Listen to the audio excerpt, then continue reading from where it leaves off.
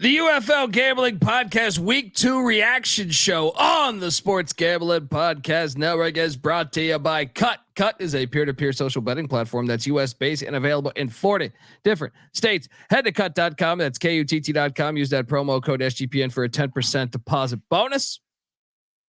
We're also brought to you by Underdog Fantasy. Play their fantasy pickup for a chance to win 100 times the amount of money you enter in college basketball, UFL, NBA, MLB, NHL, yes, and much more. Sign up with the promo code TCE SGPN to get a 100% deposit match.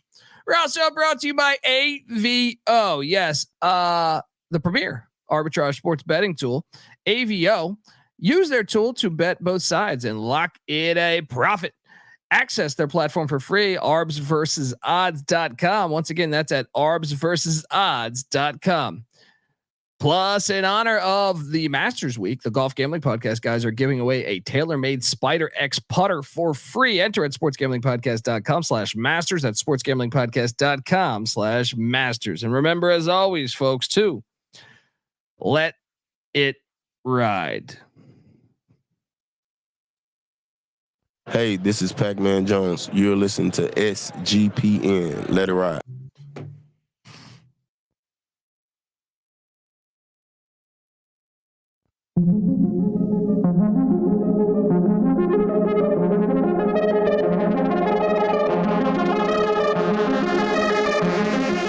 Is this or is it not the XFL?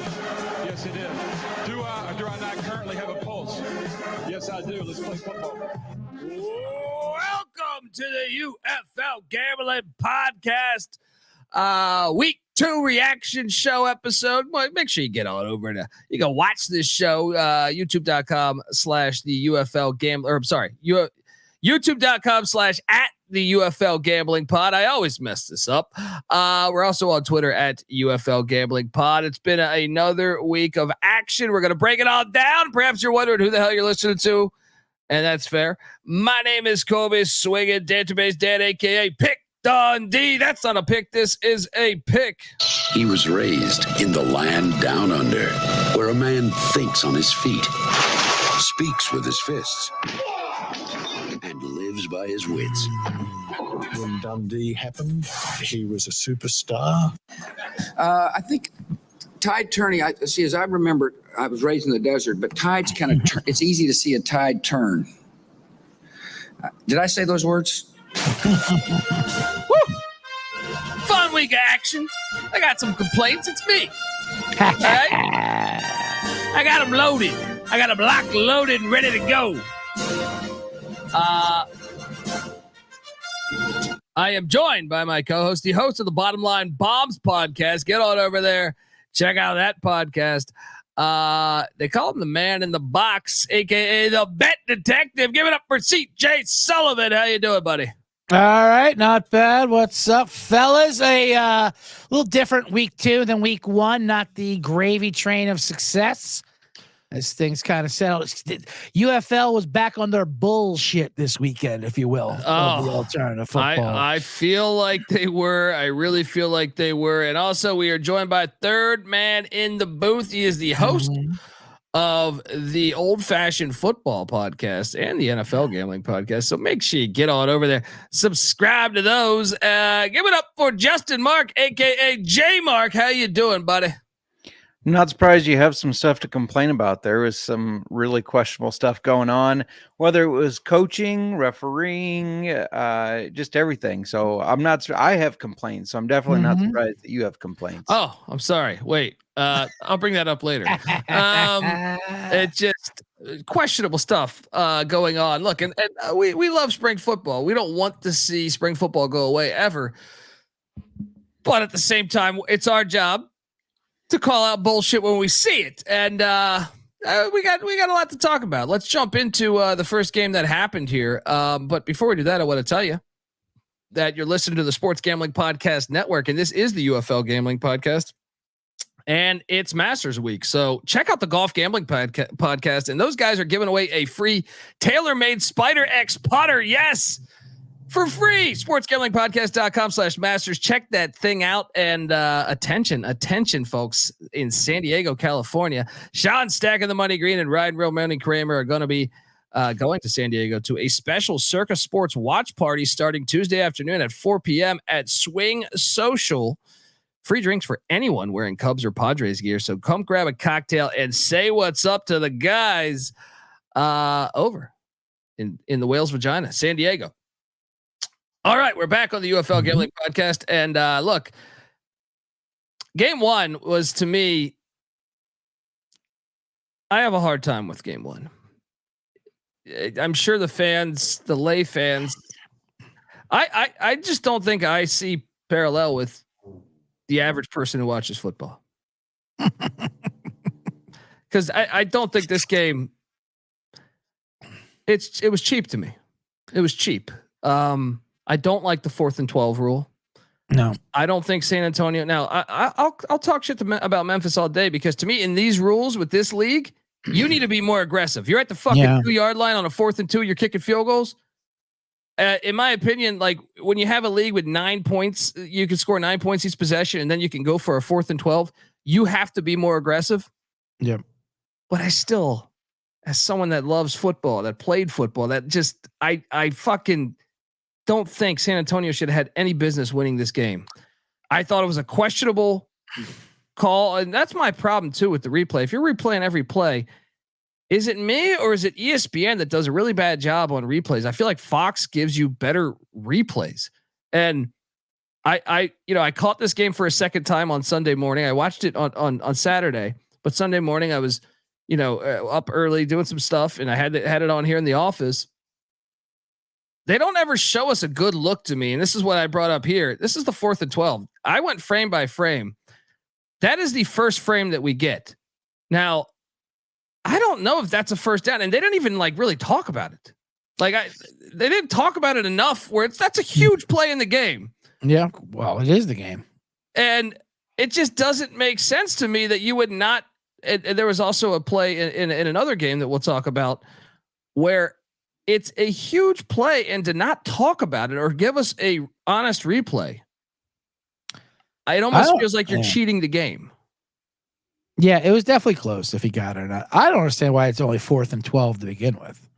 Yeah, that's ridiculous too. And I argued with, even our own editor, shout out to Adam Pelletier, who's a great guy, knows spring football as good as any.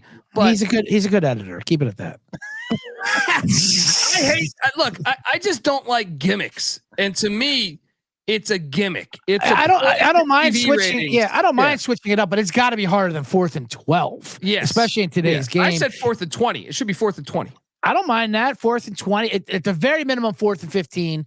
And why isn't it from the 22? It's at the 28. They push it up further than the actual kickoff. Shouldn't it be from the same spot that you're actually? It should be. That's I don't like it. To me, it's like we're gonna do anything to make to make the game closer for TV, and not who should win the fucking game. Yeah.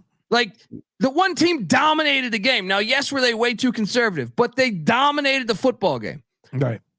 In my opinion, you shouldn't be able to just, all of a sudden these rules are in favor. We can just steal the win. I think it's a little cheap. And I'll say this: because you're given the choice, do you want the 4th and 12 or an onside kick? No one in their right mind is going to choose onside kick. That's how you know it's that easy. That's why you make it 4th and 20, or where's an actual decision? We'll try the kick from the 40 or whatever. There was also a 15-yard penalty on the score, on a tackle that where they threw it to the receiver on the bottom of the screen, and he gets tackled at like the 15-yard line or 20-yard line, and they call a 15-yard for a hit that was awful. It was just an awful call. I was like, what is he supposed to fucking do? I don't know, man. I had a hard time with this game specifically. I thought out of the 4, this was the worst game. It was an amazing result for people that had +2.5 and the under. It was such a needle to thread where they could lose out, where they lost outright. And downing the 2-point conversion. Right. Interesting tactic. Incredible. Oh, that made me mad. J Mark in the Slack chat, not happy with all these ridiculous covers and knees being taken. Yeah, come on. Let's not be so conservative in good sports, or basically being pansies thinking we're going to maybe turn the ball over. Believe in your team. Just to kind of with the onside kick and the conversion there that you're talking about, watching it live, it looked like he got it. I know it was very close, but it happened so fast that he caught it and got pushed. Well, they back. were late to the bad camera work. They were late going to it. So he might have got it. But to me, the first frame says he didn't get it. How do you not dive deeper into that play when it's such a pivotal play? And they have the tech, and they have the new chip technology. They didn't even show us the chip. They didn't show us the chip. I was confused by that. At least show that can just prove it. Here's where the chip went, so he got the first. I also don't know who came up with 4th and 12. Like, how do you come up with such a random and the XFL was 4th and 15 last year, right? I'm not crazy. I think remember. It was definitely 4th and 15. I think it was 4th and 12. I think the USFL might have had it 4th and 15, right? He's just I thought the XFL did. USFL's better, but dude, I mean, I don't even care. And the USFL probably would have ran the ball. They pick up that 15 as well, because that's true. What they do there. And we could talk about that, because this tells me. I know we have a short sample size of 8 games, but first off, if you rush for 100 yards, teams were undefeated before this game. This particular game. At the team that rushed for 100 yards, believe it or not, there's never been where both teams rush for 100 yards. They're 4-1 now. They were 4-0, and I mean, dude, this game had. I know the yardage at the end tells you that San Antonio has more yards. Part of it being this 4th and 12, and an extra possession. But I thought this game was cheap to me. I thought I understand that they were conservative, but I just think from a viewing standpoint, I wasn't very satisfied with the product. I just think for sure. You dominated the fucking game, dude. That's like you watch games before where a team's up like 30-0, right? And there's no way that they can do that. Come back, for the most part. Listen, that's what this should have been in a way, it was a complete league rule loss, but at the same time, you said it too. I mean, they made their own. They have to be smarter. They allowed them to be in that position to get caught like that. They didn't put them away when they should have. Same thing they did week 1. Well, they should have won that game going away too, and they just played their. There's not getting the results. Well, John DeFilippo's. I think he's using NFL logic, or I don't even think college logic makes sense to this. When you have the 9-point scoring, you need to think way more outside of the fucking box. In the 4th and 12, to me, you're up. I think they were up like what? It was like 13-0, I think, and they then 16. They're up 16. But they elected to kick a field goal 2-yard line, and you're like, what is that really doing? What is that really doing?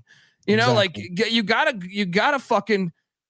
try to score, in my opinion. And they had some bad execution just in general inside the 10 all game. Yeah, to me, it should be 4th and 20, because even 4th and 15, the way that they throw pass interference and stuff, or defensive holding, or roughing the quarterback, you need to make it so your odds are even less. I know that, and I don't even think you should be able to get an automatic first down. I think it should be like spot foul unless it's beyond 20 yards. Sure. But I don't know. I was kind of bummed out at that game. I just thought it was cheap. The penalty to give them a 15 yards, it just seemed like they were doing everything to help them, and then thus not seeing the chip made me think. I put my tinfoil hat on, and I was like, "What the fuck is this?" Anyway, shout out to. I mean, San Antonio's offense was firing. Final couple minutes, they were asked. They had 8 yards at halftime. 8 fucking yards at halftime. Never a doubt. Never doubt with Grandpa Wade and the boys.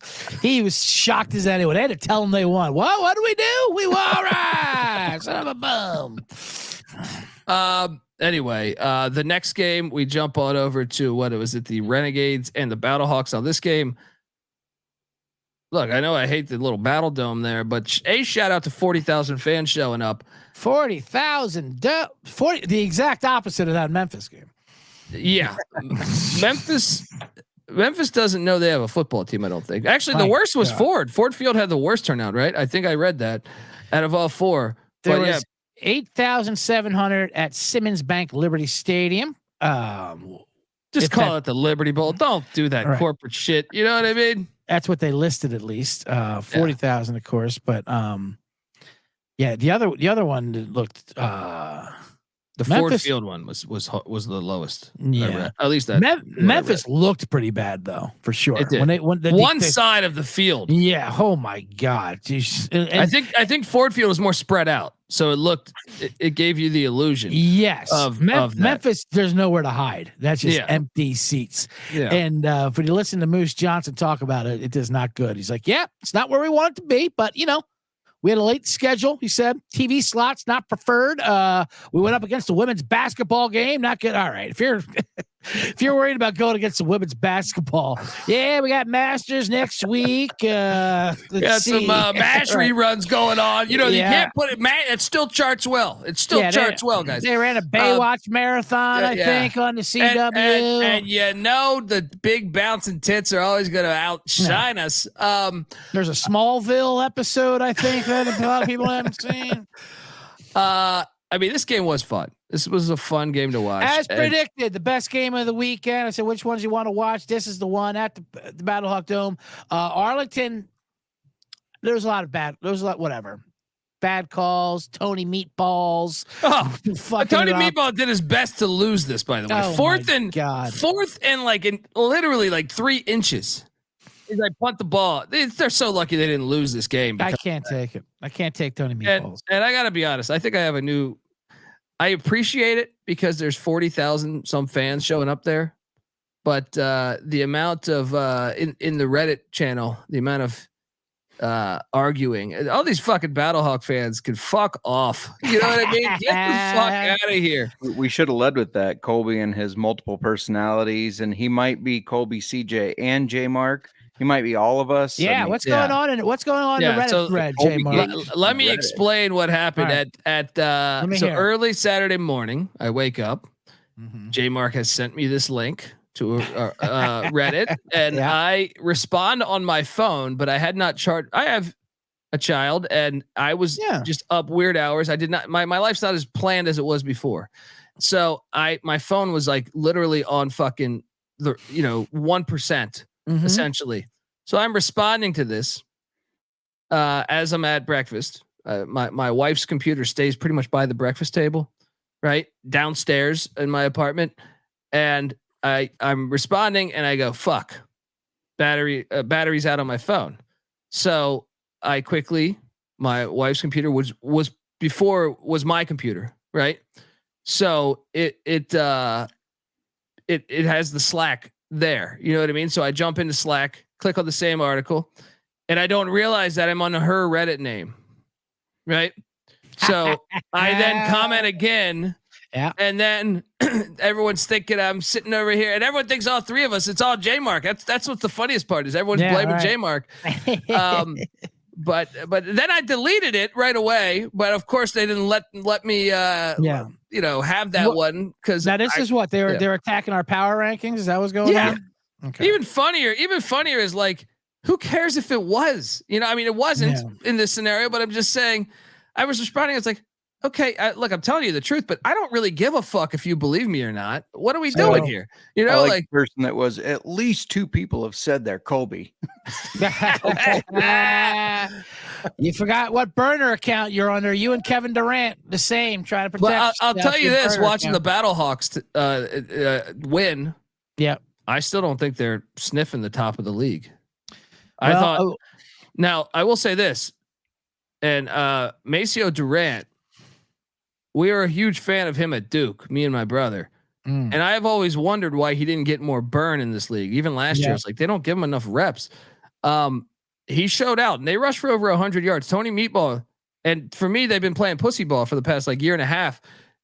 If they can sustain that, you can make me a believer in the Battlehawks. For sure. And shout out to Marcel Aitman, who made my DFS lineup. Great. He won't be priced like that anymore. I'll tell you that after both weeks he's been their number one. He's been great. And Arlington, shout out to you, Colby, for taking Arlington plus the points. Another knee, taking a field goal, Tony Meatballs at the end instead of going for the touchdown. But Arlington was still They should have lost because of that decision. Yeah. In my opinion, Arlington misses the field goal, and then that third down. Say what you want about Perez. That ball was on the money. That ball was on the fucking money. It should have been caught. I tell you what an amazing extra point trick plays drawn up by Stoops, but why for one? Why are you doing this for 1 point? Like, if you're doing double reverse passes for, like, do that for a 3-pointer or a 2-pointer or something. And let's you're doing be this from honest. 2 yards out. What are we doing here? Let's be honest. Plays. I think Perez is a good quarterback, but you got to get Lindsey Scott in the game more. You got to call Skip Holtz and let him tell you about how to use 2 quarterbacks successfully. Lindsey Scott's an electric quarterback that I think could really be a pain in the ass to game plan for. Especially if you're game planning for Perez, who's just your statue quarterback. You know what I mean? J Mark, what'd you make of this game? Yeah, he's way better than Perez. Just had to throw that in there. Of course, Perez played good though. I thought he played good. He did have a good game. He had another clean game for the most part. I mean, he was pretty accurate. This was the second game in a row where the last play or the last seconds there, they could have got my cover. They decided to kneel it and kick the field goal. So I'm throwing things, and I think it's like they won. Yeah. Aren't you rooting for them to win? Like, no, I'm rooting for them to fucking cover. Come on. Right. Was this the same one too, though, that didn't look at a replay? I'm getting my games confused between this and the next one. Well, I'll tell you what, there was a horrible interference. Right. They didn't go to replay because Meatball was out of challenge. and Pereira's like, yeah, no, that's a bad call. Too bad he doesn't have a challenge. We definitely would reverse that. That's a horrible call, but here's my problem. Meatball blew it literally the play before because he wanted to see if it was a backward pass. It wasn't even close to a backward pass. Yeah, how can he not correct that? This is where I'm confused about all this. How can he not correct that? And then we watch Birmingham, Michigan, and for no reason, Blandino corrects a false start in a pivotal play. I don't understand that the consistency thing is like, if you guys are going to play God, then you play God so it's only for false starts. It's not for other penalties. It just doesn't make sense to me. Wasn't it? What's that? Yeah, that was official challenge. That was a challenge. That's but my point is if you can go back, no one challenged that false start. He just said, I think we got a false start. And it was a false start, but I don't understand how you can do that. But then on another situation, just not look at it and say, hey, we're in the wrong here. Who cares about if he has a challenge? Let's just correct this. Yeah. Well, they're not going to do that. They have to do the challenge system. And unless it's the Dino Blandino Command Center or the military. Well, that's what I'm saying. I don't understand it then. The Army Command Center, right? Plenty of talk from that. Jesus Christ. But no one challenged the false start. No, they wound up challenging. Are you talking about the week I think one? it was challenged. It was challenged? Yeah. Huh. I thought that he just did it. Well, they challenged it after a long extended break because there was that fight, the spitting and all that, and the penalties, and then so while it happened, like, well, while we're at it, might as well challenge, and that's when they do it. You do have to have the challenge. I didn't. Maybe I missed that. I thought that he just looked at it. I didn't think they challenged it. Okay. Yeah.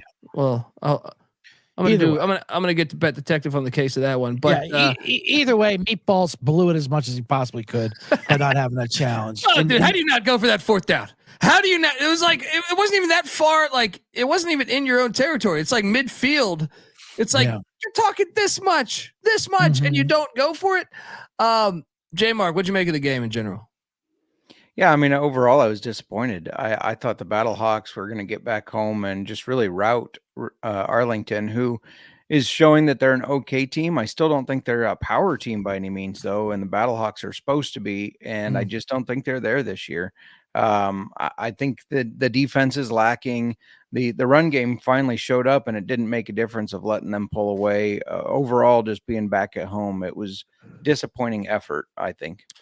Yeah, and I mean, the over love for AJ McCarron's. Look, I have nothing against this guy, but it kind of makes me hate him. Like every announcer said, he could have played in the NFL. It's like he also could have got cut in the NFL. We didn't see that. You know what I mean? Like a lot of quarterbacks get cut. That's what I'm saying. What are you talking? Like they were building it like he's like the second string quarterback. And, he turned down all this money it was like, no, this guy was fighting for a roster spot and there was uncertainty. And that's why he did it. That was certainty. Starting in the XFL was certainty. And I just thought they might have blown that up a little bit out of proportion, in my opinion. But these Battlehawk fans, man, just coming for us here. I like how they're passionate. But at the same time, them thinking that I love the guy's logic of like in the Reddit channels of like, that was a gimmick. Michigan, they made a 64-yard field goal. And I go, well, he made it twice. He's 2-0. And guess what? This week he made a 62-yarder. He's actually 3 for 3 in 60+ yard field goals. I don't think it's a gimmick anymore. And also, they needed 2 fourth down. Anyone that watched the Michigan game knew Michigan dominated the fucking line of scrimmage. Yes, they seem to suck and keep teams in the game. They're still good, but they're shitty good. Anyway, we could have done a whole show on some of those Reddit comments. Those people are hilarious. Bring it on, those fucking jackasses. One guy's like, I saw you respond, say, I don't know, listen to the show. He goes, I will certainly not. I don't give a fuck, buddy. Yourself. Yeah, we're not gonna lose any sleep here, buddy. Real quick about Jake Bates. I know that's the next game we're going on to, though. Only once in NFL history has a kicker made 60-yard plus field goals in consecutive weeks. That, of course, was Brett Maher. The Dallas Cowboys in 2019. But wow. I would have not gotten that right. I thought I would have been like Jason Elam or Matt Prater or something. Yeah, Justin Tucker. Yeah. Boy, I'll be shocked if my man Roy Hobbs, Jake Bates is not in the league. No, I think come summer he solidified it. Especially with how many domes there are too. Because I want to see him be able to kick this somewhere else, but the NFL's half domes anyway, so why not?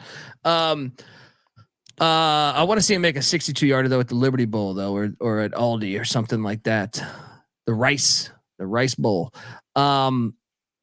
All right, folks. Well, look, before we get to the next 2 games, I want to tell you that the UFL Gambling Podcast is brought to you by Cut. Cut is a peer-to-peer social betting platform that's U.S.-based and available in 40 different states. P2P social betting is a new and better way to bet. Bet directly against your friends or other users on sports, politics, pop culture, and other events with verifiable outcomes. Plus, they got a ton of fun social features. They give it a feel of a betting social network, so to speak. Cut offers lower vig and fully customizable odds. You can create your own bets, and Cut handles the payment side of things, so you never have to chase old Roger down in the streets with that cash he's got. You've been waiting in an Astro van for 12 hours, waiting for him to come out of his mom's house so you can break his fucking jaw. No, you don't have to do that. All right. Download the Cut app today or head to cut.com, KUTT.com. Use that promo code SGPN for a 10% deposit bonus. We're also brought to you by Underdog Fantasy, which now has UFL. Oh my gosh. Underdog Fantasy is the easiest place to play fantasy sports. It's also the fastest growing fantasy app in the industry. Pick whether your favorite player will have a higher or lower stat total in this week's game for a chance to win big. You can win up to 100 times the amount of money you enter in a single night. Pick between 2 and 5 players to build a pickup entry, folks. What are you doing? Sign up with the promo code TCESGPN to get your first deposit doubled up to $100 as well as an instant pickup special. Visit UnderdogFantasy.com or find them in the App Store. And don't forget to register with the promo code TCESGPN to get your first deposit doubled up to $100 as well as an instant pickup special. And remember, they have UFL action, folks. Get on over there and check that out. All right, we are back. And now we jump into the Stallions, Panthers. Man, you dive into the stat sheet, you would think the Stallions won by 20, but this Panthers team, they completed they had a passing touchdown, which is always rare, and especially that like a 70-yard passing touchdown, which is extremely rare. But man, you got to think if they had just go out and try to get DeAndre Johnson. Why? I got so many complaints with Mike Nolan here. Like, what are you doing? Do you know like EJ Perry's attributes? I don't understand it. Yeah.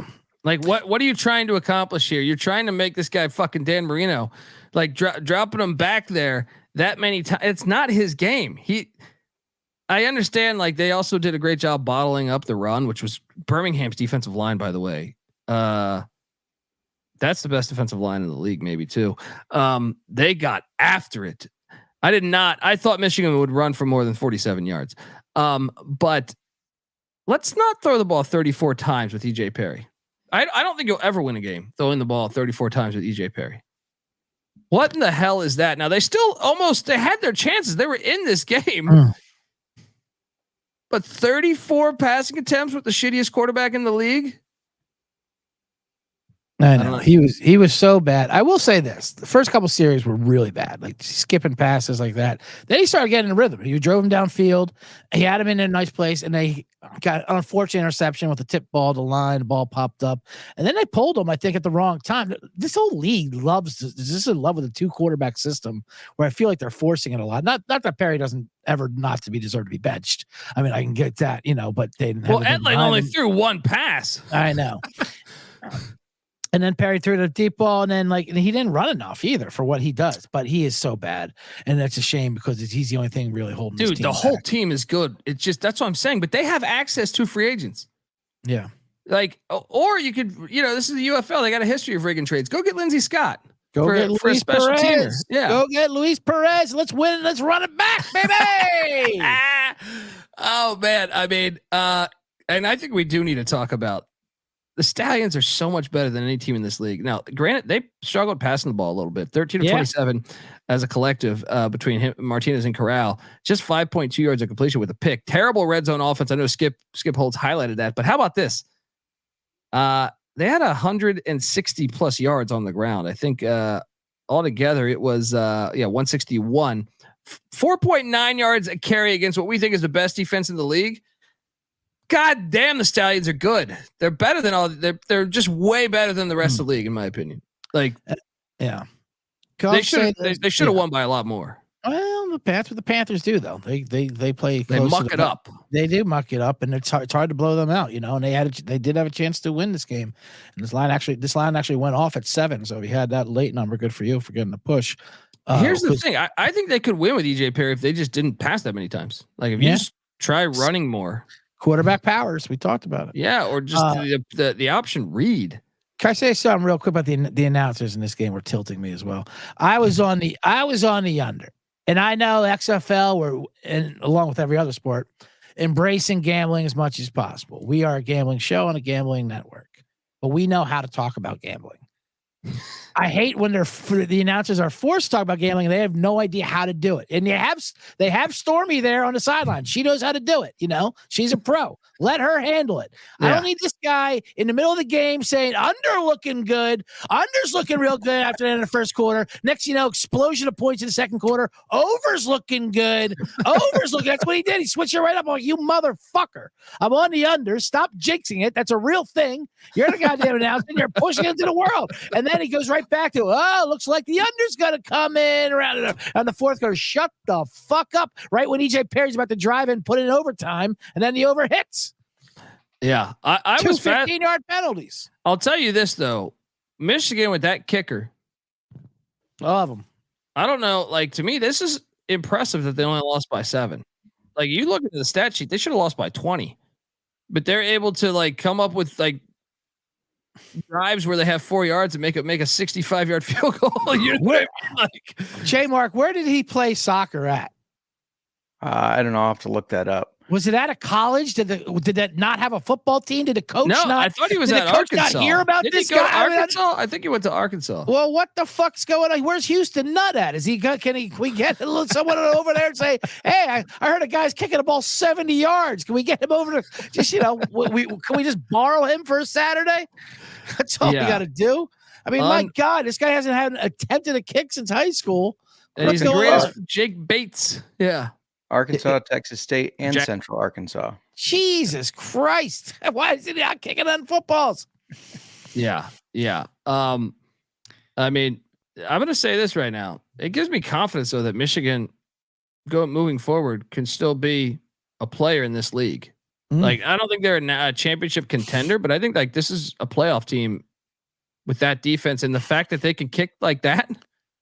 It's why? That's why you don't throw the ball 34 times with EJ Perry. That's the one concerning thing. Is if you just play, you want to talk about playing super conservative. They should be the team playing super conservative. It shouldn't be the Showboats. It should be Michigan just saying, no, let's just run the ball, kick us. But the way the kick return set up, which I love their kick return, is you can almost get 3 points on every fucking possession with this guy. You know what I mean? Absolutely. It's all you gotta be like EJ Perry. If we run the ball 5 times here, we will be in field goal range. All right. Yeah. They should do it Jim Tressel style. Yeah. Punts, field goals, positions, sweater vests. Their defense is so good that you're not going to score that many points against them. Really sweater vested up, you know? I love how the coach asked him, 62, do you want to do it? Like, yeah. What, is he going to say no? No. I'm good, man. To be honest with you, I already took my shoes off, Coach. I don't really want to. That was just hilarious to me. It's 62. Yeah. Do you want it? Do you want to do it? Good. No, we good on that? Yeah. They need to learn also, like, it's like the UFL's never been to a nightclub before. Or you know, I think the nightclub of the line, you know, you ever been to a nightclub where there's this big ass line out front? You come inside and there's 6 people. Mm-hmm. You know what I mean? Like you wait in that line, you know, like where the fuck there was a big ass line. This is why Ford Field and look, I love the Liberty Bowl too, but it might be a little too big for year one, right? No, like it's like stand up, CJ. Like if I did a show at Madison Square Garden, my friends, I'd have 12 friends show up. Yeah. And it would look horrible on fucking TV, right? If I did a show at the dive bar down the street, it could look great from a visual point of view. Know your venue. Yes. That hurts them more than it helps them because your local people, if they see that it's something about that, if they see like Aldi Field being packed, I have friends in DC that aren't even, you know, football fans that say, hey, that looks like a good time. Let's go fucking do that. Right. It's like marketing 101. What the fuck are you doing with Ford Field and even the Liberty Bowl and maybe even the Rice Bowl? Like you should target MLS stadiums or small ass college stadiums or high school stadiums. Texas has some like ridiculous high school stadiums. That's why I say that. Am I wrong, J Mark? No, 100% correct. Last thing I want to say about this game, I know we're a little short on time. I walked away. I know that the Stallions won this game. We expected them to win this game. I said they're going to shut down the run and, hey, beat us with EJ Perry. And maybe that's why they abandoned the run too soon, but the run wasn't working. But I walked away just more impressed with this Michigan team. I mean, if they hung around with the Stallions, who I think we all agree is by far the best team in this league, and they hung around with them. They shut them down in the red zone. Yeah, I was really impressed. Once like the spacing went away, like in the red zone when the field gets smaller, they didn't have much success, especially on the line of scrimmage.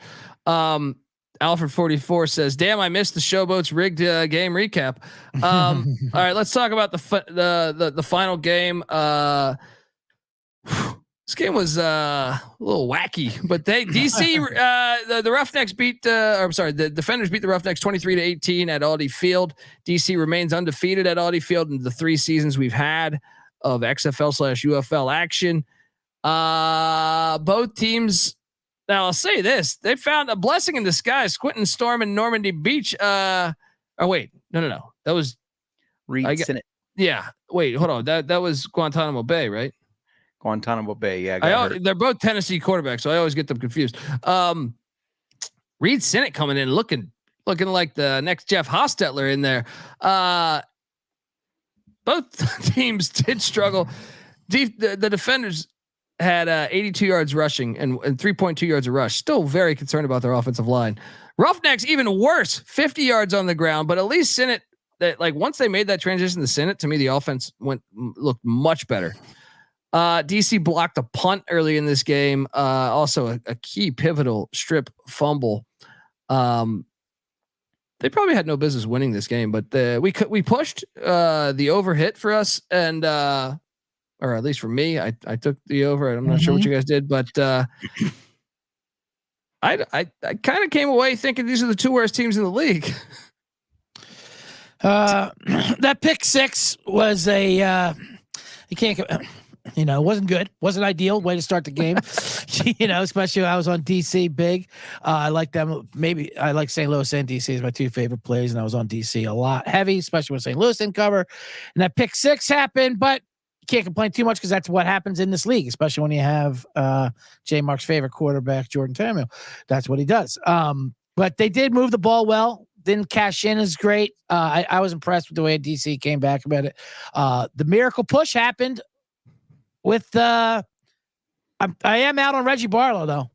I mean, what in the fuck is he doing? Yeah. There were some questionable moments, but you can have a bad coaching game too. You can have a bad coaching game too. Start off, going for 2 when they scored a touchdown to go up 3. I'm like, fuck, we're gonna, he's just gonna go for 1 here and go for 4. Oh, that helped for the cover or for the push. No shit, it did. Well, at that point, might as well go for 3. Let's get the win if we're doing this. I mean, what are they doing going for 2 when all you needed was the 1, make it a non-field goal game? And the man coverage by Greg Williams on the final play of the game, like all out blitz, guys wide open. I love it. I love it. But I mean, hilarious. And then, of course, the timeout before the 2-minute warning, bailing them out. Both coaches were idiots. And he's like, whoa, did we call timeout? No, they did. All right, great. We got a timeout. And he almost gifted him the game that way. I defended Barlow as the best coach in the league. I'm out. I can't defend him anymore. That was insane. By far, man. Right. That was insane what he was doing with the clock management there. I still think he's one of the better coaches. I still think he's one of the better coaches. As far as motivating the players in that far, sure. Yeah. But now as far as not being better than an 8-year-old playing Madden, as far as game control, clock control. J Mark, what'd you make of this one? First of all, shout out to my new favorite fan, Drunken Irishman, Tom O'Blows. I agree. I've been saying that O-line sucks too, though, man. That O-line sucks. Like, yeah, they do. DC is weird to watch this year. You see a lot of defenses that run like a cover 2, and it's like the bend don't break. We'll give them everything between the 20s. I feel like DC's offense is the opposite. It's like they move the ball great up to the 20-yard line, and then they fucking suck. They can't do anything with it. I think a lot of that's missing Abram Smith though too, because they don't have anybody that really pops on offense. Abram Smith used to cash in once they were inside of 20 and 10. Like he was like that Derrick Henry style for them almost. Yeah, but and then the timeout didn't make any sense. I don't understand why you call it. I don't know. I wasn't impressed with either of these teams. I was impressed with how Reed Sinnott came in and played. Shout out to an Iowa guy. Grew up 30 minutes from here, so I got to give him some props. Yes, he's been to that McDonald's. That's right. These teams, neither one looks really all that good. Roughnecks defense doesn't look bad, but again, it was against the defenders who they can't block anybody. So I don't know if you can evaluate their defense off this either. Yeah, that's true. That is true. Although the Roughnecks defense, after watching Memphis kind of just do whatever they wanted to do almost against San Antonio, made me think that maybe the Roughnecks defense could be the second best in the league. I'm not sure, but I don't know. The Stallions were super fucking impressive defensively too. Yeah. But folks, all right, we're going to get to our power rankings and get out of here. But before we do that, I want to tell you that the UFL Gambling Podcast is brought to you by AVO. We're proud to partner up with AVO, the premier sports betting arbitrage tool. If you're new to arbitrage sports betting, it's very simple. Basically betting both sides of a bet at 2 different sports books to lock in a profit. The AVO tool scans the sports books looking for discrepancies in the odds and then tells you how much money you need to place with each sports book to expect a profit. The tool is super easy to use, and lightning fast as speed, is such a big part of arbitrage sports betting. So it's got that speed. The best part is AVO is currently free to use without restrictions. That's right. Completely free. You can get started today at arbsversusodds.com. That's once again, arbsversusodds.com. All right, folks. UFL week 3 upon us. We got a show scheduled for Thursday, and I'm excited about this week's action. But like power rankings, more people to talk shit to me. I'll be honest, my power rankings didn't move too much. You'll see here. Should we go from worst to first this time? Worst to first? However you want to do it. Let's go worst to first. To me, at number 8 is it's the Houston Roughnecks. I think you can make an argument though that it could be DC, but because with Sinnott moving forward, now get out of here with fucking DC number 8. People in the Reddit were all over here. Love for DC. There's a lot of talk about the power ranks. I'll say this: a lot of shots at Dundee last year, though, legendarily ranking Houston dead last when they were undefeated. Not dead last, but down to pipe a little bit because you had vision. You said they hadn't played anyone. Watch when real competition happens. Yeah, this is not based on like 2-0. Oh, you're 2-0. You got to based on how you view the team. Right, for sure. And I think right now they're the worst team in the league, the Houston Roughnecks. Houston, no problem. I think that's unanimous, right? Houston 8 across the board. Yeah.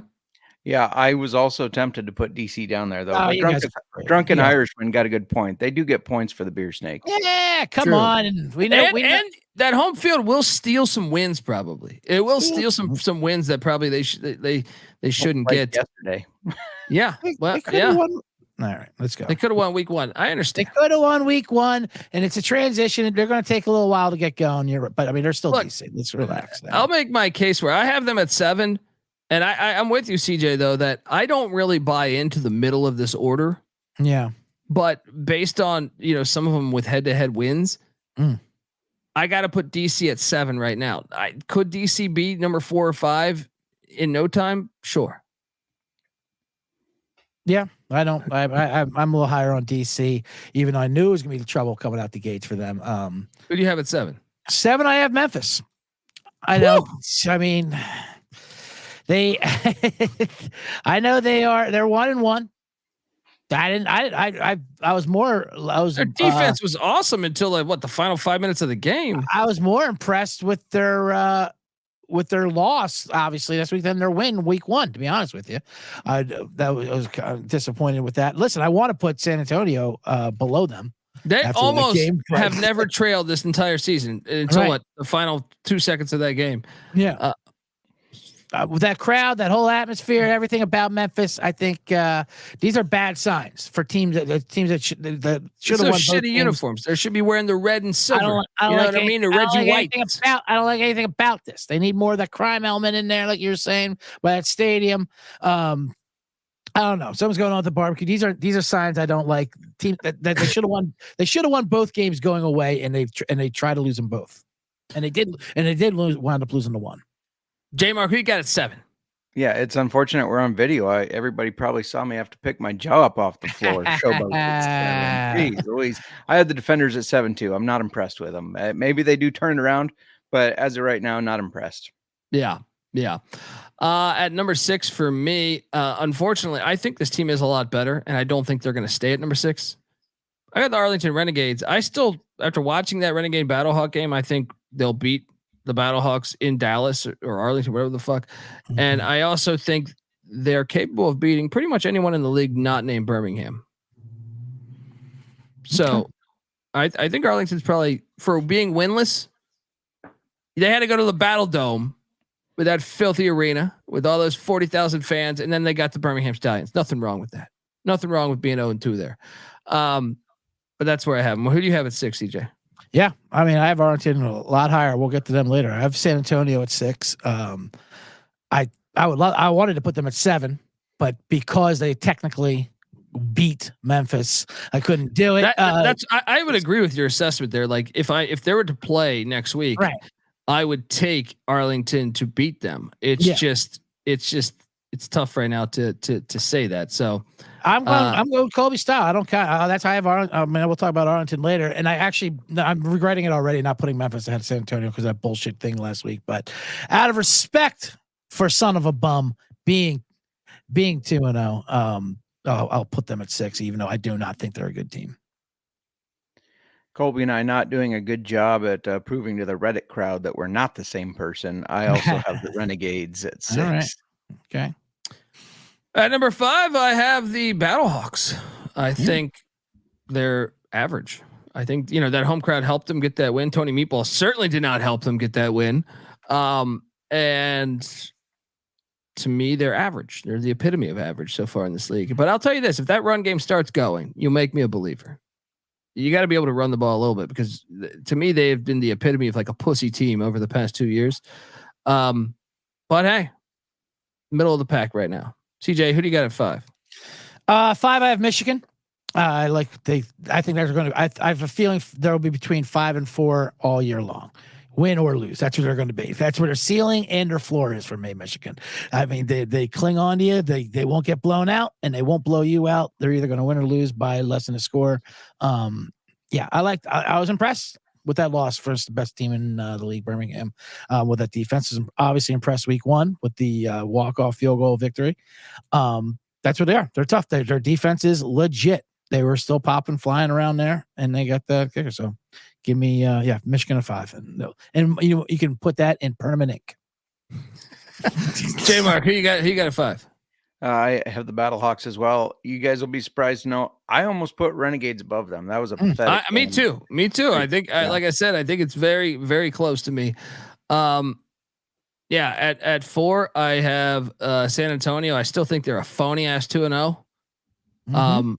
But I have them at number 4. I don't have any faith in them. I think Arlington's actually a better team than them. We'll see over the whole season. I think Arlington is better than them, though. You're correct, Colby. That's why I have Arlington 4 and San Antonio 6 in my power rankings, because Arlington is a better team, and that's how these power rankings work. I learned this from you. What are you doing? Yeah, come on. What are we doing here? I'm sick of this bullshit. Yeah. Give me the Renegades. What are you afraid of these fucking Renegades at 4? You We're putting San Antonio at 6 with this bullshit. The league's helping them out. Yeah. What are you afraid of these Reddit trolls coming in? Yeah. Log in your wife's account and take them on. Let's go. J Mark, what are you doing here at number 4? I'm not switching them. I still got the Brahmas. I think they're going to ride high on this AJ Smith offense for a little bit. I was getting a little worried that maybe it was shut down already, but I think they got a couple more weeks of it. So yeah, I got the Brahmas there. All right. At number 3, I have the Memphis Showboats, and they're damn close to number 2. They're damn close to number 2 with the way that defense was playing, but too conservative a little bit though for me.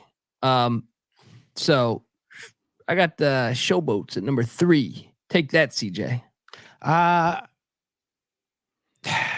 Well, yeah, their defense are good. Who have they played though? Who's Memphis fucking? I mean, they shut up, beat San Antonio. They ran for fucking a bunch of. They dominated the whole game. They had 8 yards at halftime. If it wasn't for them, they played the 2 worst teams in the league so far. Okay, they're my Houston of last year for you. That's why I have Memphis at 7 and number 3. Questionable, sure, but they have the pedigree in there. They have the talent. They'll eventually get there. I got DC at number 3. Wow, J Mark, who do you got at 3? I got the Showboats as well. Speaking of DC, I forgot to mention it when we were recapping that game. If you can do the in-game betting, live betting, UFL is a great way to make money. I tweeted it out when they were plus 120 on the money line. The over was at 48.5. Take the under. You can make a lot of money doing the live betting, especially if your picks were off in Saturday's games like mine. I still have only gotten 1 game wrong on the ATS. So, I mean, I'm just feeling really good about it. And that was by a half a point in that Michigan game. Look, we all have Birmingham number 1, but number 2, I have the Michigan Panthers. To me, they played good enough to me that I think they're the best defense and the best special teams in the league. So EJ Perry can't get worse. Yeah. He can only get better. And some of that is by less pass attempts. Moving forward, I think they're the second best team thus far 2 weeks in. I think they have the best defense in the league. I think Birmingham's close. And I think they have the best special teams in the league. That's got to mean something. So give me the Panthers at number 2. Take that, Sullivan. Who's your second? Who's at number 2 for you, CJ? I got St. Louis at number 2. They have the highest ceiling, I think, of any of these teams. Is that you and Reddit? Was that you and Reddit talking shit to me?